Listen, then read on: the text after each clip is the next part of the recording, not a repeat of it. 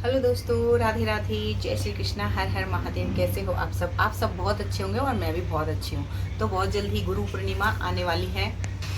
जो कि 29 जुलाई और बुधवार को मनाई जाएगी। तो गुरु पूर्णिमा बहुत ही महत्व रखती है हम सबके लिए। गुरु पूर्णिमा, आषाढ़ माह की पूर्णिमा को गुरु पूर्णिमा कहा जाता है। ये दिन हमारे गुरु वेद व्यास जी को समर्पित है। गुरु वेद व्यास जी, जिनको जगत गुरु भी कहा जाता है, और गुरु वेद व्यास जी वो हैं जिन्होंने चारों वेदों का विभाजन किया था। तो इस दिन क्या करना चाहिए, क्या नहीं करना चाहिए, ये सब जानकारी मैं आप सबके सामने रखने के लिए आई हूँ। अगर आपको ये सब अच्छा लगे तो मेरे चैनल को सब्सक्राइब करें, लाइक करें और कमेंट करके मुझे ज़रूर बताएं, ताकि मैं आगे ऐसे नई वीडियो आप सबके साथ साझा करती रहूँ। तो आगे मैं आपको बताती हूँ। गुरु पूर्णिमा एक त्यौहार नहीं है, बल्कि अपने गुरु के प्रति आपका सम्मान, भाव, श्रद्धा, क्या आप अपने गुरु के प्रति रखते हैं, क्या आप उनके प्रति श्रद्धा रखते हैं। क्योंकि माता पिता हमें जन्म देते हैं। माता पिता और शिक्षक भी एक हमारे गुरु होते हैं, लेकिन जिससे शिक्षा पाते हैं और जो हमें सही दिशा दिखाता है वो हमें गुरु होता है। माता पिता हमें जन्म देते हैं, लेकिन सही दिशा, जीवन जीने का तरीका हमें गुरु सिखाते हैं। इसलिए जीवन में गुरु की बहुत ज़्यादा आवश्यकता होती है। हमें अपने जीवन में गुरु जरूर बनाना चाहिए। तो आपको मैं इसके बारे में बताती हूँ। गुरु का आशीर्वाद जीवन में दशा दिशा बदल देता है। गुरु का दर्जा भगवान से भी बड़ा है।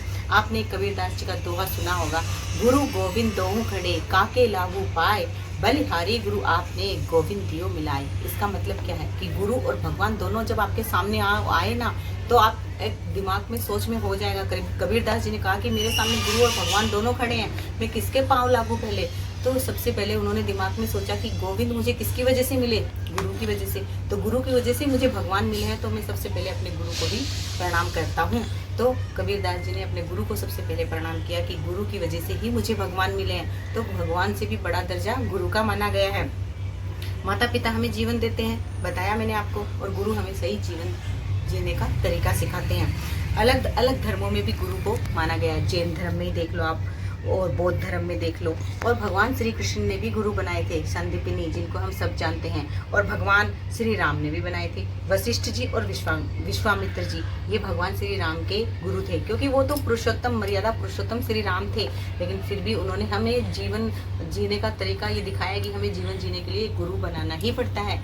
तो ये जो गुरु पूर्णिमा है ना, अत्यंत पुण्यदायी है। इस दिन आप गुरु की पूजा, अगर आपके जीवन में गुरु हैं तो आप इस दिन जरूर अपने गुरु की पूजा कीजिए। और अगर आपके जीवन में कुछ ऐसे गुरु हैं जिसके आने से आपके जीवन की दशा और दिशा बदल गई है, तो मुझे भी कमेंट करके जरूर बताइए कि मेरे भी जीवन में ऐसे गुरु हैं जिन्होंने मुझे ऐसी शिक्षा दी जिसके कारण मेरे जीवन और दशा सब कुछ बदल चुकी है। क्योंकि गुरु का हमारे सम्मान और तीर्थों में जाते हैं, या हमारे धर्म ग्रंथों में भी ये लिखा हुआ है कि जब गुरु हमारे जीवन में नहीं हो, हम गुरु शिक्षा दीक्षा नहीं लिए हैं, तो हमें दान पुण्य, तीर्थ स्थान सब कुछ करते उसका पुण्य नहीं मिलता। पता नहीं, ये मुझे भी नहीं पता, लेकिन मैंने भी धर्म ग्रंथों में सुना है। तो इसी वजह से मैंने तो गुरु दीक्षा बचपन से ही ली हुई है अपने दादा दादी के साथ, क्योंकि मेरे दादा दादी बहुत धार्मिक है, और उन्होंने अपने जब उन्होंने गुरु बनाया, तब से हम सबको भी गुरु मंत्र उन्होंने अपने गुरु से ही दिलवा दिया था। क्या आपके जीवन में ऐसा सब कुछ है? तो मुझे ज़रूर ये बात बतानी है आपको। और मैं आपको इसके बारे में ज़्यादा और क्या ही बताऊं। एक गुरु मंत्र है जो आप सब भी जानते होंगे, मैं वो उसका भी आपके सामने जिक्र करती हूँ। गुरुर ब्रह्मा गुरुर विष्णु गुरुर्देव महेश्वराय, गुरुर साक्षात परम ब्रह्मा तस्मै श्री गुरुवे नमः। मतलब इससे क्या है कि गुरु हमें अज्ञान और अंधकार से प्रकाश की तरफ लेके जाते हैं। गुरु ही हैं जो हमारे जीवन में जो अंधकार है, अज्ञान है, उससे हमें दूर ले जाके एक प्रकाश रूपी जीवन देते हैं, और हम उसके गुरु के बताए हुए चरण कदमों पे चलकर अपने जीवन को प्रकाशमय बनाते हैं। इस दिन आपको क्या क्या करना चाहिए ये भी मैं आपको बता देती हूँ कि आप गुरु पूर्णिमा के दिन सुबह जल्दी ब्रह्म मुहूर्त में उठिए, गंगा जल अपने जल में डालकर गंगा जल से स्नान कर लीजिए। अगर आस पास में गंगा रहते हैं तो वहाँ पे गंगा स्नान कर लीजिए, नहीं रहते तो आपके घर में गंगा जल है तो बाल्टी में डाल के आप स्नान कर लीजिए। सुबह उठ के भगवान श्री हरि विष्णु, अपने गुरु या भगवान भोलेनाथ की पूजा कीजिए। और इसके बाद पीले वस्त्र धारण करने इस दिन, क्योंकि गुरु का दिन है तो ये पीले वस्त्र जरूर धारण कीजिए। और महर्षि वेद व्यास जी की पूजा करना बिल्कुल ना भूलिए। दान पुण्य आपसे जो हो सके, जितना आपकी श्रद्धा है वो आप इस दिन जरूर कीजिए, क्योंकि कहते हैं ना, व्रत पूजा पाठ करने से कुछ इतना नहीं होता जितना थोड़ा बहुत हमें हमारे हाथ से दान पुण्य जरूर करना चाहिए। तो ये सब भी आपको जरूर करना चाहिए। और गुरुर ब्रह्मा गुरुर विष्णु गुरुर ब्रह्मेश महेश्वरा, ये इस मंत्र का जरूर आपको जाप करना चाहिए। भगवान श्री नारायण का तो जाप करना। इसके एक साथ एक छोटी सी कथा भी जुड़ी है जो मेरे दादाजी ने सुनाई थी, मैं आप सबको सुनाती हूँ।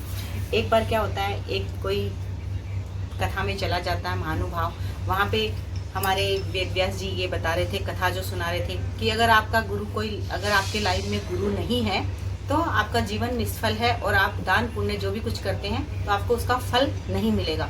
अब उसने सोचा कि भाई मैं ज़्यादा कुछ तो दान पुण्य करता नहीं हूँ, मैं थोड़ा बहुत दान पुण्य करता हूँ, उसका भी फल मुझे अगर नहीं मिलेगा तो क्या ही फ़ायदा। उसको रात भर नींद भी नहीं आई और उसने सोचा कि मैं कल ये गुरु बनाकर ही अपने जीवन में रहूँगा। तो वो क्या होता है कि अगले दिन रात को सुबह उठ के सोचता किसको गुरु बनाऊँ, किसको गुरु बनाऊँ। तो सोचा साथ में मंदिर है, वहाँ पे पुजारी जी है, क्यों ना मैं उनसे ही गुरु दीक्षा ले लूँ। सुबह उठ के वो वहाँ पे जाते हैं और वहाँ पे गुरु जी से उनसे बोलते हैं कि गुरु जी मैं आपको गुरु बनाना चाहता हूँ, आप मुझे गुरु दीक्षा दे दीजिए। अब गुरु जी खुद सोच में पड़ गए कि मुझसे कैसे गुरु मंत्र लेने के लिए आ गए। तो वो वहाँ पे बैठे हुए थे, उनके पास 4-5 लोग बैठे हुए थे। उन्होंने बोला बेटा ठीक है, कल आप सुबह आना, अभी मुझे टाइम नहीं है, कल सुबह आना। बोले ठीक है। अब उसे रात भर फिर से नींद नहीं आई और वो सुबह 4 बजे ही उठ के गुरु जी के पास चले गए। अब गुरु जी का उस टाइम था कि वही नित्य क्रिया, वो सुबह उठे नित्य क्रिया के लिए लोटा लेके वो निकले थे। अब वो उनके पीछे पीछे। गुरुजी बोले अरे बेटा अभी आप क्यों? बोला नहीं गुरुजी मैं तो सुबह नहा धो के आ गया हूँ, आप मुझे मंत्र दीजिए। अब गुरुजी आगे आगे और चेला जी पीछे पीछे। गुरुजी को गुस्सा आया, बोले जा ढफल शंख। तो ऐसे करके बोला तो उन्होंने सोचा कि मुझे ये जो उन्होंने ये दे दिया है गुरु मंत्र, वो घर पे आके जय ढफोल संग जय ढफोल संग जय ढफोल संग करने लग गया। अब भगवान श्री कृष्ण और माता रुक्मणी निकल रहे थे उधर से। उन्होंने सोचा कि रुक्मणी मैया ने बोला भगवान कृष्ण से, प्रभु ये किसका नाम है ढफोल संग? तो भगवान कृष्ण ने बोला कि देवी ये भी मेरा ही नाम है। तो प्रभु ये नाम तो मैंने कभी से सुना नहीं है, विष्णु सहस्त्र नाम में ये नाम नहीं है, तो ये नाम आपका कैसे हो सकता है? तो देवी ये मेरा ही नाम है। तो बोले ठीक है मैं इसकी परीक्षा लेके आती हूँ। तो बोले कि ठीक है आप परीक्षा लेके आइए। प्रभु उधर थोड़ा सा छुप के बैठ गया। देवी जी ने अपना रूप बदला और उसके पास गई कि अरे भाई आप ये किसका नाम जप कर रहे हो? वो बोल नहीं रहे थे, जय ढफोल संग कहे जा रहे थे। तो बोले अरे भाई बताओ ये किसका नाम ले रहे हो? 3-4 बार पूछे गई बताओ बताओ बताओ। तो उसे भी गुस्सा आ गया। उन्होंने जोर से बोला तुम्हारे भरतार का। तो रुक्मणी मैया शॉक्ड हो गई और वहाँ से चुपचाप चली गई और प्रभु के आगे जाके नतमस्तक हो गई, प्रणाम किया। प्रभु ये कैसी लीला है, ये ढफोल संग नाम आपका कब पड़ा? तब भगवान ने बताया कि जब हम बचपन में छोटे थे तब हम माखन खा रहे थे, सारा माखन खा गए थे, मैया का रखा हुआ था। मैया ने कहा अरे कान्हा आप सारा माखन खा गए? तो हमने कहा नहीं मैया हम तो थोड़ा ही खाए थे, मक्खियाँ इसके ऊपर बैठी थी, सारा मक्खन खा गई। तो मैया हंसकर मुस्कुरा कर बोली चल ढफोल संग। तो तब से हमारा नाम ढफोल संग है। तो ये एक छोटी सी कथा थी जो मैंने आपको बताई है कि गुरु कोई भी हो सकता है जो हमें सही सन्मार्ग पे ले जाए। और उस ढफोल संग के नाम से उन्हें भगवान श्री कृष्ण की प्राप्ति हो गई, माँ रुक्मणी के दर्शन हो गए। तो सबको मैं एक छोटी सी जानकारी और देना चाहती हूँ, काफ़ी लोगों के गुरु नहीं होते हैं। अब लोग संकट में मतलब दिमाग में ये आ जाएगा कि हमारे गुरु नहीं है तो हम क्या करें।